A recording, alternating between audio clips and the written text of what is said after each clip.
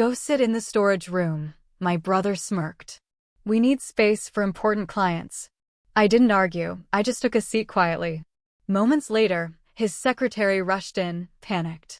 Sir, the CEO of Evercrest Capital just arrived. I stood up, smoothed my jacket, and smiled. Yes, I am. His face went pale before he could even speak. You want to know what it feels like to be completely erased? To be told you're worthless by the very people who should lift you up?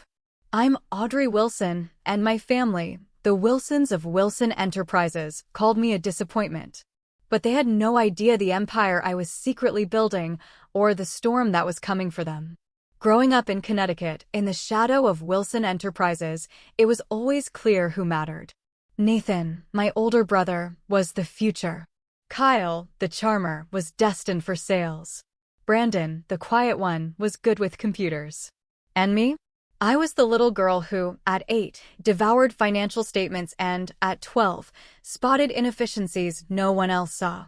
My dad would just ruffle my hair, call me smart cookie, and tell me, business isn't really for girls, princess. That sting stayed with me. Especially when Nathan's half-baked ideas lost the company millions, but Dad called it a learning experience. I worked 80-hour weeks through my 20s, revamping systems, landing international clients, boosting profits by 43% in my division. I believed merit would win out. I truly did. Then came the board meeting. Dad, turning 65, announced his succession plan. And despite my accomplishments, my education, the undeniable numbers, he named Nathan as CEO. Wilson Enterprises has always been led by a Wilson man, he mumbled, avoiding my eyes. It's just tradition, Audrey. You'll still have an important role. That important role was working under Nathan, who promptly stripped me of my major clients and, in the ultimate insult, moved me from my executive office to a converted supply closet. Client-facing employees need the window offices, he explained, smirking. The next day, I resigned. No dramatic confrontation. Just a letter on my father's desk before he arrived, and I walked out. Only Melissa, Nathan's kind secretary, whispered, "They don't deserve you. But they'll regret this someday." I didn't look back. Instead, I poured my savings and a small inheritance from my mother into something new. I used her maiden name, Hayes. I wasn't hiding, I was building something undeniable.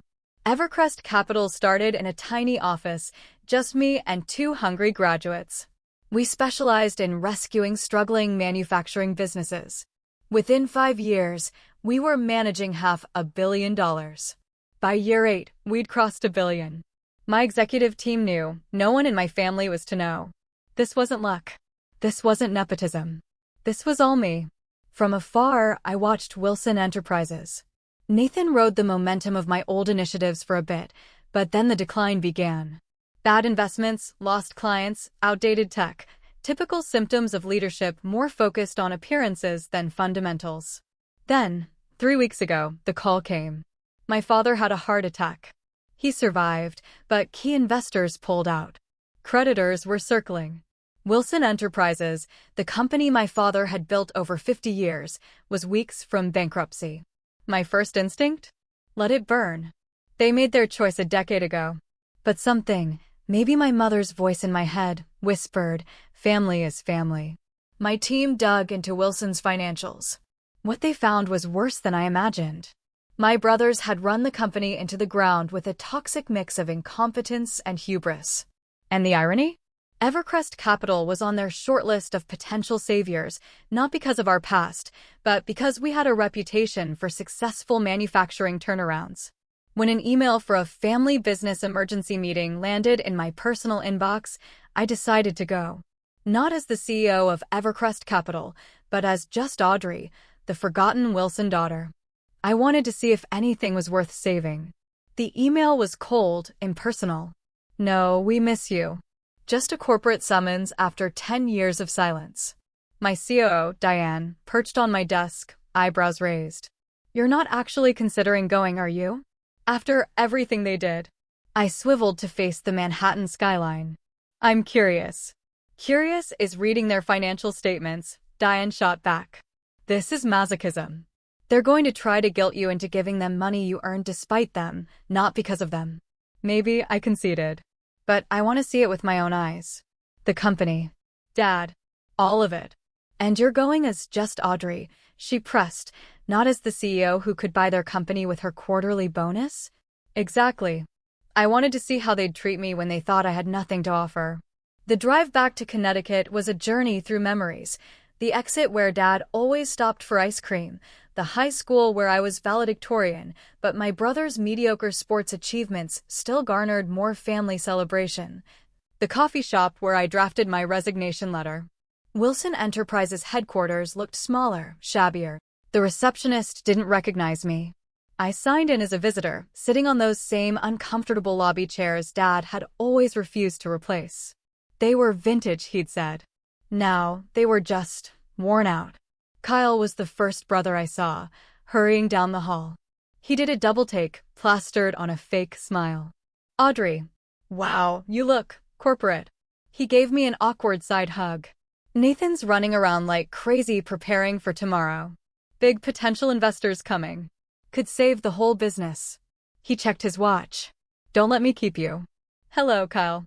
Yes, it has been a while. 10 years to be exact.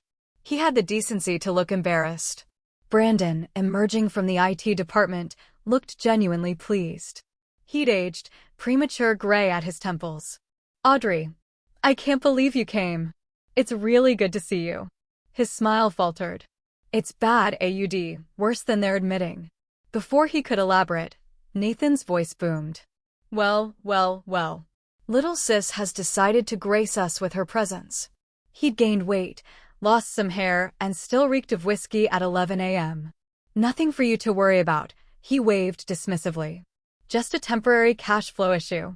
Once we secure this new funding, everything will be back on track. He eyed me up and down.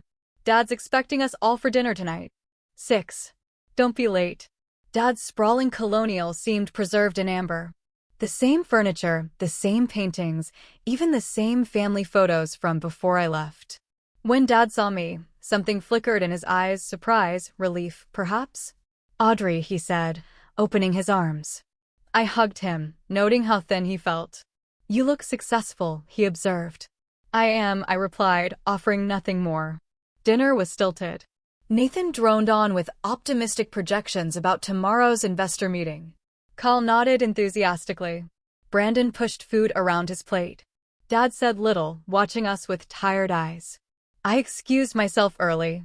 As I headed upstairs, I overheard Nathan in Dad's study. Evercrest Capital is our best shot. Their representatives sounded interested. If they invest, the others will follow. And if they don't, my father's voice weaker, than I'd ever heard it. Don't think like that, Dad. We'll get the money. I promise. I paused, tempted to reveal myself right then. Instead, I continued to my old bedroom, sitting on the edge of my childhood bed, contemplating my next move. Later, unable to sleep, I found my brothers in the kitchen. They fell silent when I entered. Don't stop on my account, I said, filling a glass of water. Just business stuff, Kyle said quickly. Nothing that would interest you. I smiled tightly. You'd be surprised what interests me these days. After I left, I lingered in the hallway, listening. Do you think we should involve her tomorrow? Brandon asked. She always had a good head for numbers. Absolutely not. Nathan replied sharply. The last thing we need is her amateur input scaring off Evercrest. They're our last hope. I smiled to myself. I woke before dawn, dressed meticulously. A charcoal pantsuit that cost more than Nathan's first car, but didn't scream its price tag. My mother's simple gold wedding band on a chain around my neck. By 7 a.m., I was at Wilson Enterprises, watching the frantic preparations. I approached Brandon, who was fiddling with the presentation laptop. Need any help? I offered. I'm pretty good with PowerPoint these days. He hesitated, glancing towards Nathan's office.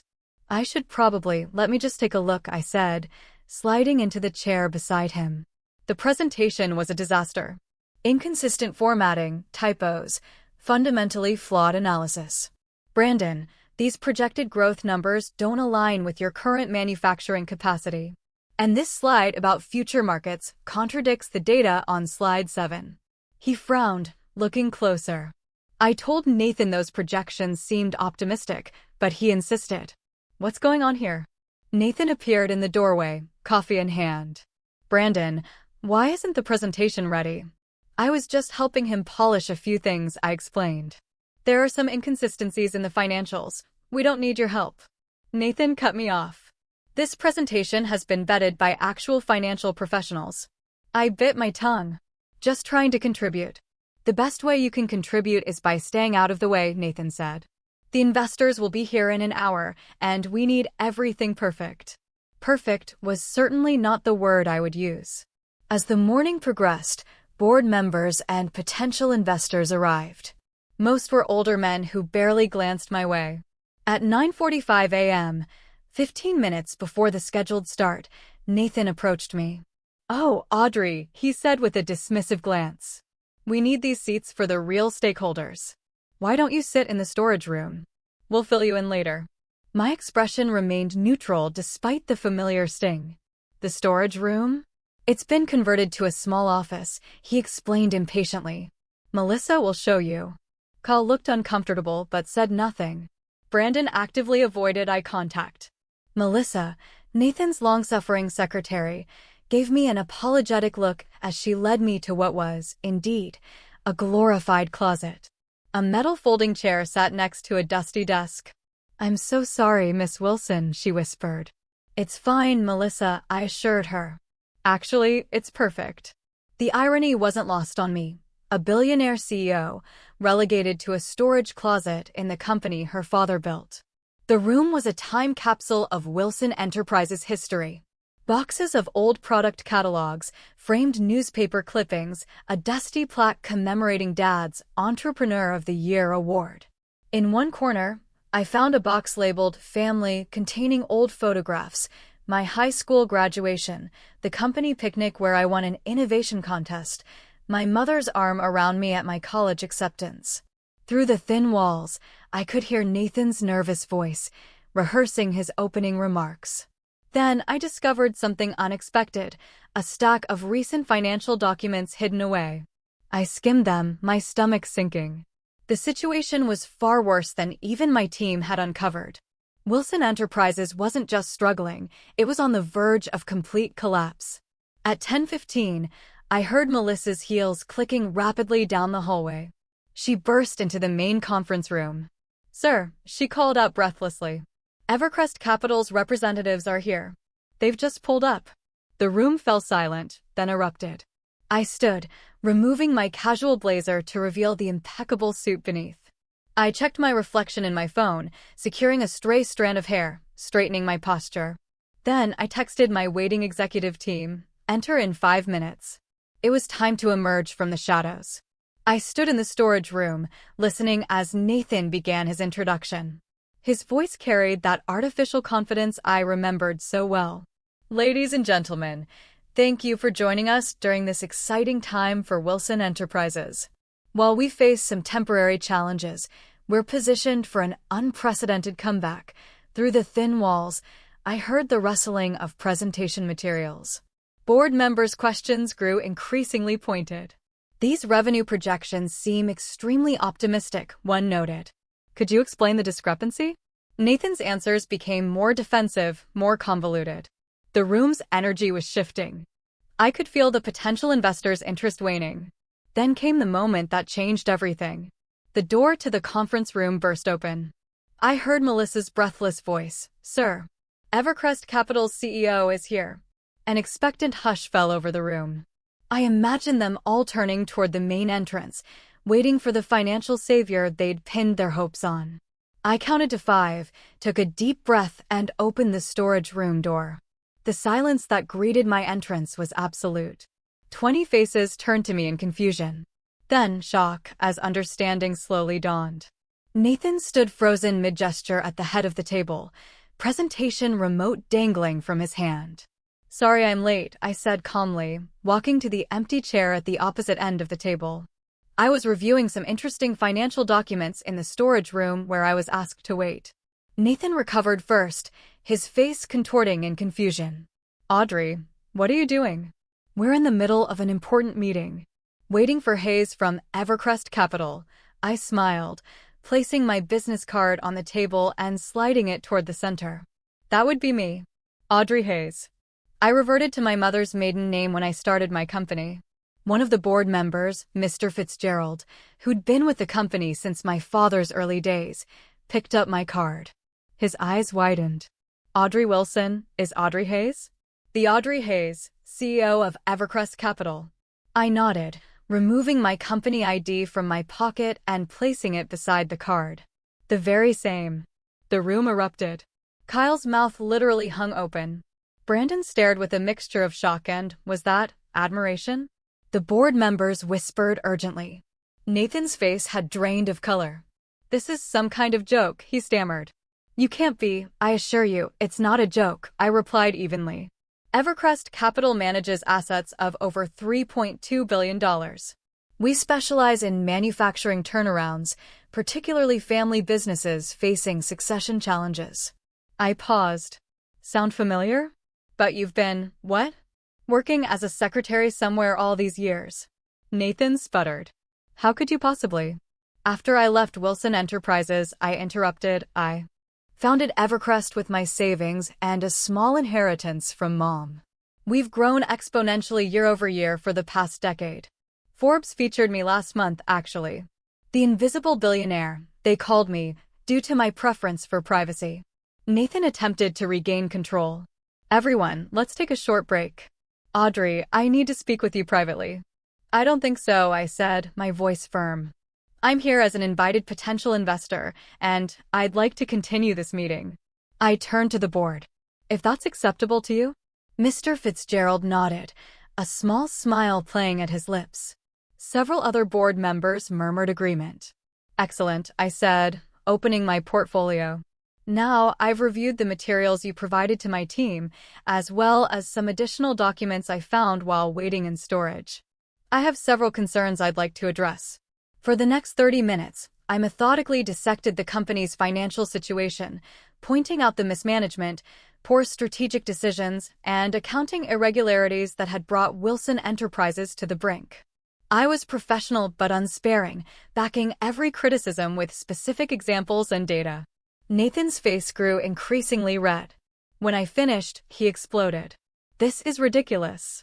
You come back after abandoning the family. Nathan, maybe we should listen, Kyle said quietly. No. Nathan slammed his hand on the table. She doesn't know what she's talking about. She's been gone. She's an outsider. Actually, Brandon interjected, surprising everyone, everything she said is accurate. I've been trying to raise these same issues for years. The room fell silent. Then, from the doorway, came a voice I immediately recognized. Let her speak, Nathan. My father stood there, looking older and frielier than he had at dinner, but with the commanding presence that had built Wilson Enterprises from nothing. He walked slowly to an empty chair, nodded for me to continue. Thank you, I said, acknowledging him with a slight nod before addressing the room again. Despite these challenges, I believe Wilson Enterprises has a solid foundation worth saving. The brand still has value. The core product line remains competitive. The workforce is skilled and loyal. I laid out my proposal. Evercrest would provide emergency capital in exchange for a controlling interest. There would be a restructuring of leadership, with performance-based metrics determining who stayed. The company would refocus on its most profitable product lines, modernize its manufacturing. This isn't a hostile takeover, I clarified. It's a rescue operation. But it requires acknowledging reality and accepting significant changes. Nathan scoffed. So you want us to hand over the company Dad built to you after you walked away? I didn't walk away, Nathan. I was pushed out. You moved me to a closet, very much like the one you put me in today. I met his gaze steadily. But this isn't about the past. It's about whether Wilson Enterprises has a future. Kyle, always the peacemaker, attempted to mediate. Maybe we should consider Audrey's proposal. We do need the capital, and her track record speaks for itself. Brandon nodded in agreement. Nathan looked to our father, clearly expecting him to back him up. Dad, tell them this is crazy. We can't let an outsider take control, even if she is family. Dad was quiet for a long moment, looking between us with tired eyes. For 10 years, he finally said, I've watched this company decline under your leadership, Nathan. I defended you, made excuses, convinced myself things would turn around. But they haven't. He turned to me. And for those same 10 years, I followed your success from afar. Read every article about Evercrest. Tracked every acquisition. Kept a file of everything you've accomplished without the Wilson name or connections. This revelation stunned me. He'd been watching my career all along.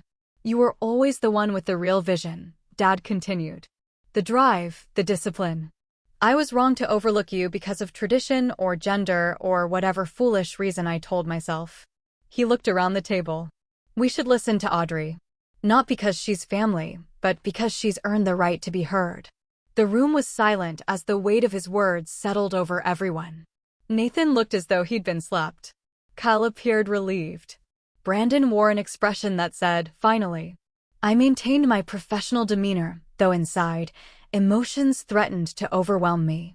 Thank you, I said simply. I'll need complete access to all financial records and operations before making a final decision. My team is waiting outside and can begin the assessment immediately. I'll require an answer on my terms within 48 hours. I stood, gathering my materials. This meeting is adjourned for now. I suggest everyone take time to consider what's truly best for the company's future. As I walked out, board members and investors parted to let me pass, several nodding respectfully. Nathan remained frozen at the head of the table, his presentation forgotten. Kyle followed me, already trying to establish himself as my ally. Brandon hung back, but gave me a small thumbs up when our eyes met. At the door, Melissa waited with a smile. As I passed, she whispered, "That was badass, Ms. Hayes." Indeed, it was. The Montclair Hotel's presidential suite had been transformed into Evercrest's temporary command center. When I entered, my executive team looked up expectantly. So, Diana asked, how did our little surprise go over? I kicked off my heels, dropping onto the nearest sofa. About as well as you'd expect when you reveal to your estranged family that you're secretly a billionaire who could buy their failing company with pocket change. That good? Marcus grinned. Nathan looked like he was having a stroke, I admitted, feeling a mixture of vindication and unexpected guilt. Dad actually defended me. Said he'd been following my career all along. Seriously? Diane raised an eyebrow. The same dad who passed you over for being female? I shrugged, the emotional complexity of the day finally hitting me. People are complicated. Once my team dispersed, I allowed myself a moment alone. 10 years of proving myself, of building something from nothing, had culminated in today's revelation. The victory should have felt sweeter than it did. My phone began lighting up with notifications. Nathan had tried calling 3 times. Kyle sent a rambling, sycophantic text. Brandon's message was simpler, I'm sorry. You were always the smartest one. Let me know how I can help. Dad hadn't reached out. I ignored them all, staring out at the Connecticut skyline I'd left behind a decade ago.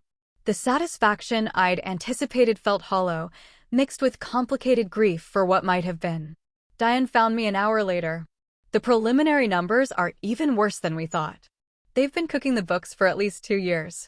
Classic case of hiding declining revenue with creative accounting. Could criminal charges be involved? I asked. Possibly. It's more incompetence than malice, from what I can tell, but the SEC might see it differently. I nodded, still distracted. What would you do, Diane, as a purely business decision? She considered the question carefully. Objectively, I'd walk away. There are better investment opportunities with less emotional complication. The Wilson name isn't worth what it once was. Unless, objectively, it's your family, Audrey. Despite everything. She sat beside me. But that doesn't mean you owe them salvation. There's a difference between forgiveness and setting yourself on fire to keep others warm. A knock at the door interrupted us. Samuel Wilson, the hotel staff announced. Dad looked even more fragile in the elegant hotel surroundings. He stood awkwardly, declining a seat. I won't stay long, he said. I just needed to speak with you privately. Diane excused herself. Impressive operation you've built, Dad observed, gesturing to the laptops and documents. Thank you. An uncomfortable silence stretched between us. "I'm sorry, Audrey," he finally said. "For 10 years ago. For all of it." I'd imagined this moment countless times, rehearsed the accusations I would level. Now, faced with his genuine contrition, those prepared speeches evaporated. "Why?" I asked simply. "Was it really just because I'm a woman?" He shook his head, looking ashamed. "That was part of it, outdated thinking I was raised with. But mostly, it was fear. You were so much more capable than your brothers. So much more like me than any of them. I was afraid you'd build something better than I had. Make my legacy seem small in comparison." He gave a sad laugh. "And then you went and did exactly that anyway." "I didn't do it to spite you," I said quietly. "I know. You did it because it's who you are. A builder. A visionary." He met my eyes directly. "Like I used to be, before I got caught up in preserving rather than growing." Another silence fell. "There's something else," he said finally. "Something the boys don't know yet. My health situation is more serious than I've let on. The heart attack revealed advanced coronary disease. The doctors give me a year, maybe 2, with aggressive treatment." The news hit me harder than expected. Despite everything, he was still my father. "I'm sorry," I said, meaning it. "I don't tell you this for sympathy," he clarified, "but because I need you to understand what I'm asking. Wilson Enterprises isn't just a company to me. It's my life's work." The thought of it disappearing, of nothing remaining to show for 50 years of building, he trailed off, emotion catching in his throat. "You want me to save it?" I finished for him. "I want you to consider saving it," he corrected.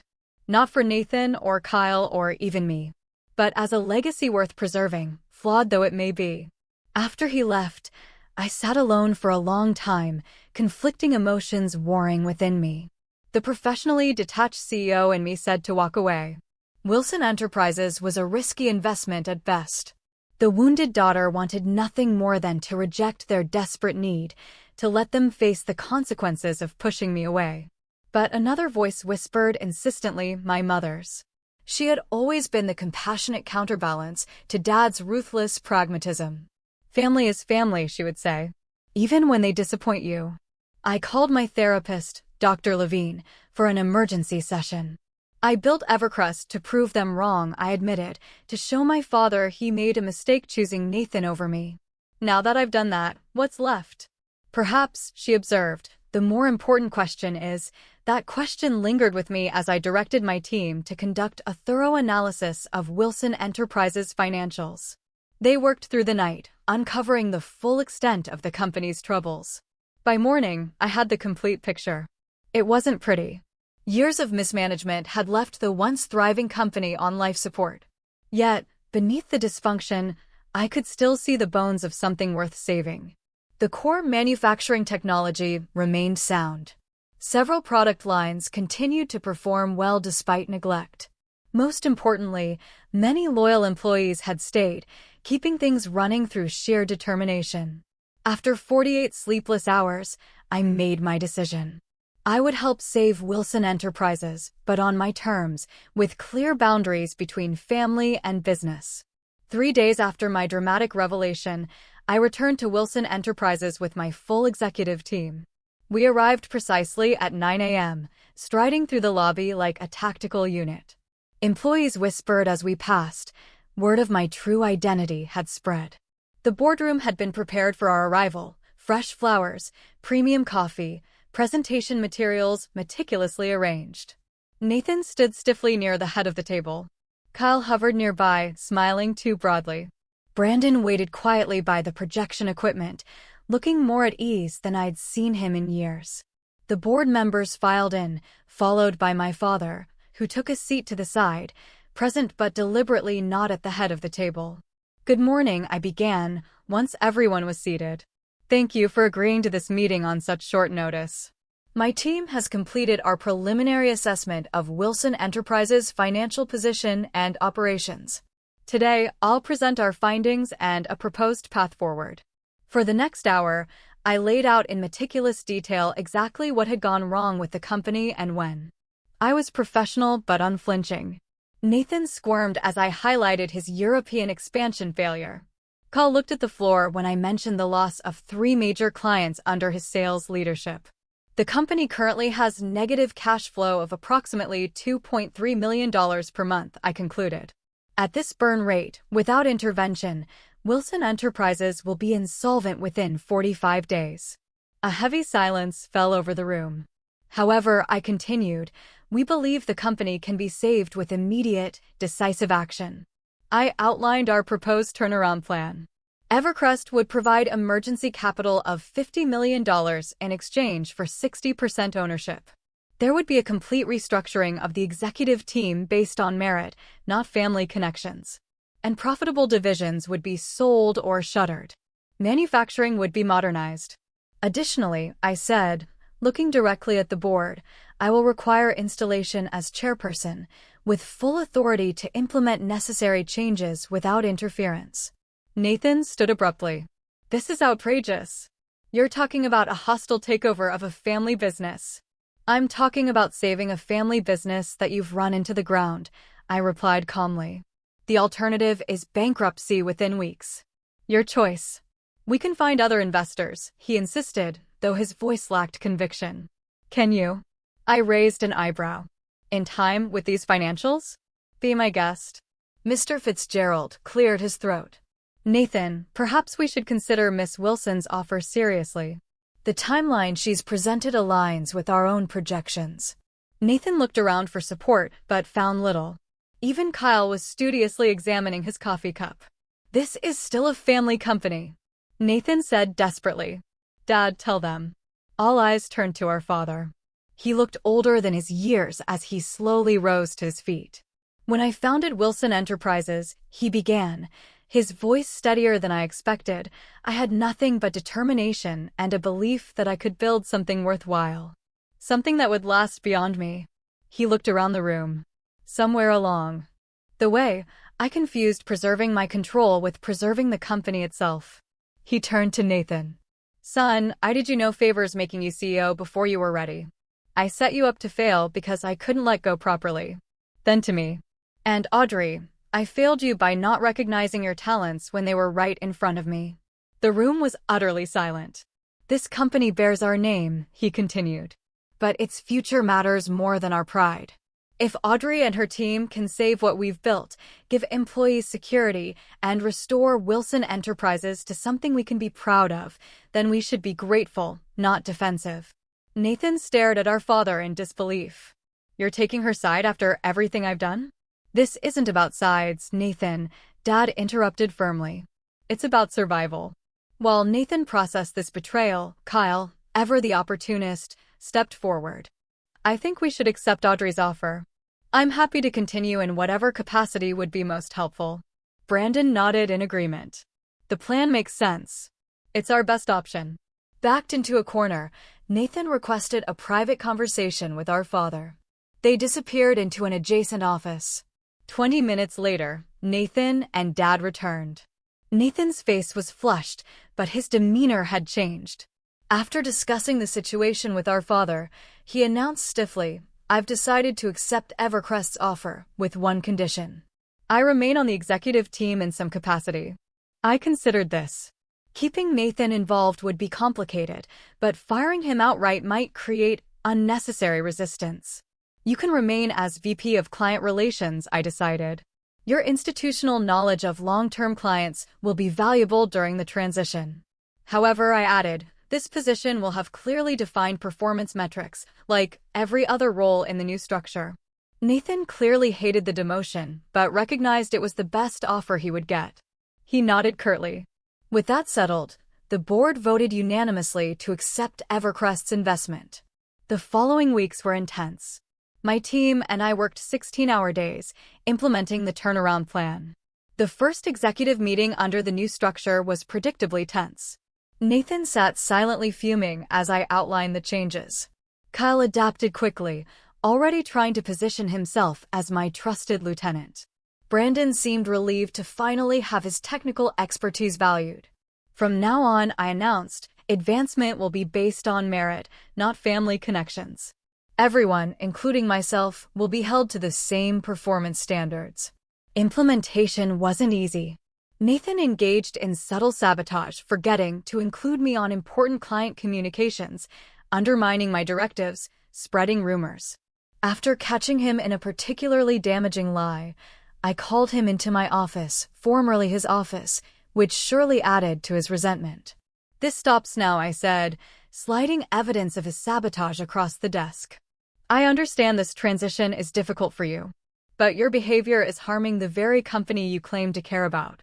You have no idea what it's like," he seethed, "to watch everything Dad built, everything I was supposed to lead, handed over to my little sister who abandoned us." "I didn't abandon the company, Nathan. I was pushed out. By you." I let that sink in before continuing. "But that's the past. Right now, we have 300 employees depending on us to save their jobs. Can you set aside your ego long enough to help them?" Something in my appeal seemed to reach him. Not completely, but enough that his active resistance began to diminish. Kyle, predictably, proved to be a weather vane, pointing whichever way the wind of power blew.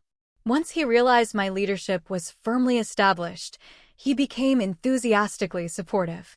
His sales skills were genuinely valuable when properly directed and monitored. The real surprise was Brandon. Given actual authority and resources, he flourished. His technical innovations streamlined manufacturing, saving millions. We discovered a natural sibling shorthand, often finishing each other's sentences during planning sessions. The bond we might have formed as children began growing in adulthood. 6 weeks into the restructuring, we faced a crisis. Our largest client, Henderson Medical Supplies, was threatening to leave. Nathan had cultivated the relationship for years, but they were upset about our new quality control procedures. "We need this account," Nathan stressed before the emergency meeting. "Whatever they want, we should give them." "Not if it compromises our new standards," I replied. "We'll listen, but we won't promise what we can't deliver." The meeting began tensely. Henderson's CEO complained about unnecessary bureaucracy. When Nathan began immediately capitulating, I intervened. "Mr. Henderson, I understand your frustration with the changes. Change is difficult for everyone. But let me explain why these new procedures are actually to your benefit." I outlined how our enhanced quality controls would reduce defect rates, improve consistency, and ultimately save them money. I shared data from other clients who'd seen improvements. Additionally, I added, as a gesture of good faith, we'll extend a 5% discount for the next quarter while we prove the value of these changes. By the end of the meeting, Henderson agreed to stay and was considering increasing their order volume. As we left, Nathan grudgingly admitted, "That was impressive. I've been trying to get them to increase orders for 3 years. Different approaches work in different situations," I replied, not unkindly. "Your relationship with them got us in the door. My data convinced them to stay." It was our first moment of genuine professional respect. The company's turnaround gained momentum. Operational costs decreased. New clients, attracted by our improved quality, signed contracts. Employee morale improved. My father attended weekly update meetings, sitting quietly at the back. After one particularly positive session, he asked me to join him for dinner at his house. The family home felt different now, less intimidating. "You've accomplished more in 2 months than Nathan did in 10 years, Dad said without preamble. I had a stronger foundation to start with, I replied, not wanting to deepen the rift. And a more urgent situation that allowed for dramatic changes. He smiled slightly. Always diplomatic when it counts. Your mother was the same way. The mention of Mom created a moment of shared remembrance. I've been thinking about her a lot lately, he admitted, wondering what she would think of all this, of what I did to you. She would have been disappointed, I said honestly. But she also believed in second chances. He nodded, looking down at his barely touched dinner. That's what I'm hoping for. A second chance to be the father you deserved. The words hung between us. I'd like that, I said finally. But it will take time. Trust isn't rebuilt overnight. I understand. He hesitated, then added, would you consider making these dinners a regular thing? Just to talk. No business. It was a small request, yet monumental. A first step toward healing. I think I can manage that, I agreed. The following week, I instituted a new tradition, family dinner every Sunday evening. The first few were awkward, conversations stilted. But gradually, something shifted. Nathan brought his wife and teenage sons, who were curious about their badass aunt. Kyle actually prepared a dish. Brandon showed up early to help set up. During the third dinner, Nathan made a self-deprecating joke about his failed European expansion. We all froze until I laughed, genuinely laughed, and the tension broke. Soon, everyone was sharing stories of business missteps and lessons learned. For the first time in over a decade, it felt like we might actually become a family again. Different from before, with clearer boundaries and expectations, but a family nonetheless. 6 months passed in a blur of strategic decisions, operational changes, and careful rebuilding. What had once seemed impossible was now reality. Wilson Enterprises was not just surviving, but beginning to thrive again. The most significant development came unexpectedly. During a routine review of potential acquisition targets, my Evercrest team identified surprising synergies between our portfolio companies and Wilson Enterprises' core business. What began as a rescue operation evolved into a strategic merger, with Wilson Enterprises becoming the manufacturing arm of a larger, more diversified operation. The day we announced the formal merger was surreal. I stood at the podium in the company atrium, facing employees from both organizations, my family seated in the front row. Today marks not an ending, but a new beginning, I told them. Wilson Enterprises and Evercrest Capital are stronger together than apart, combining century-old manufacturing expertise with cutting-edge financial and operational strategies. I glanced at my father, who nodded slightly, pride evident in his eyes. The company transformation had catalyzed family transformation as well. Nathan had initially struggled, but found his niche in client relationship management. We'd reached a professional peace that seemed impossible months earlier. Kyle thrived. Brandon developed into an exceptional technical director. We discovered a natural sibling shorthand. Our father attended board meetings regularly, offering historical context without attempting to control outcomes. His doctors reported surprising improvements in his condition, attributing it to reduced stress and a renewed sense of purpose. The weekly family dinners had evolved from awkward obligations to genuine gatherings. We were learning to be a family defined by more than business. One evening, I encountered Mr. Fitzgerald, the senior board member who had witnessed my humiliation and triumph. I always knew Samuel made the wrong choice, he told me. But perhaps it worked out for the best in the end. You built something remarkable on your own terms, without the Wilson legacy as a crutch or a burden. Perhaps, I agreed, though I couldn't help wondering how different things might have been. The most meaningful conversation came on a quiet Sunday afternoon. Dad had asked me to help sort through old company documents in his home office. I found something you should have, he said, handing me a worn leather portfolio. Inside was my business plan from when I was 16, proposing Wilson Enterprises' expansion into medical equipment manufacturing. The very plan he had dismissed as unrealistic. I kept it all these years, he admitted. Sometimes I would take it out and look at it, especially after you left. The medical division you proposed would have positioned us perfectly for the pandemic boom. He shook his head ruefully. Just one of many missed opportunities. We can't change the past, I said, touching the faded pages that represented so much youthful hope and subsequent disappointment. No, he agreed. But I want you to know that I always saw your potential, Audrey. I was just too afraid of being overshadowed to nurture it properly. That was my failure, not yours. Coming from a man who had rarely admitted failure of any kind, the words carried immense weight. Thank you for saying that, I replied simply. Later that week, during our executive leadership meeting, we discussed succession planning. Ironically, the very issue that had driven me from the company a decade earlier. We need to establish clear criteria for future leadership, I explained, based on merit, skills, and demonstrated capability, not family connections or seniority. Nathan, who might once have taken this as a personal attack, nodded in agreement. The next generation should earn their positions, he said, glancing at his teenage sons who occasionally intern. No shortcuts or assumptions, I confirmed. Exactly. We'll create development tracks for promising employees, family or not, with mentorship, education, support, and progressive responsibilities. As the meeting concluded, I found myself reflecting on the journey from storage closet to boardroom. The vindication was sweet, yes, but the healing was the true victory.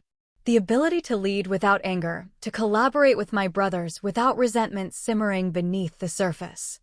I had spent years building Evercrest to prove my worth to a family that had undervalued me. The irony was that true satisfaction came not from proving them wrong, but from creating something that made all our lives better. Success wasn't revenge. It was the freedom to move beyond the need for revenge.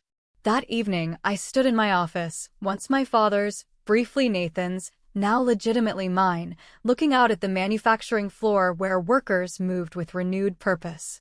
The Wilson name still adorned the building, but its meaning had evolved. No longer a patriarchal kingdom, but a modern enterprise where contribution mattered more than connection. So, what's the lesson in all this? That sometimes being underestimated is your greatest advantage. That building yourself outside the shadow of family expectations can forge a strength no inheritance could provide. That healing doesn't require forgetting the past, but it does require releasing its power to define your future.